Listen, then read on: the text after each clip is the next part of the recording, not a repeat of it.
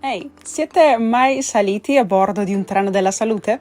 Ciao, sono Ernestina e vieni con me che ti mostro il treno della salute che è passato per Belluno e prosegue verso Schio in provincia di Vicenza. Il treno della salute, organizzato dalla Regione Veneto in collaborazione con QAM, Medici con l'Africa, è un'iniziativa che porta prevenzione e salute direttamente nelle stazioni ferroviarie. A bordo di questo treno speciale i cittadini possono accedere gratuitamente a check-up e consulenze mediche, ricevendo informazioni utili sulla prevenzione di malattie comuni. L'obiettivo?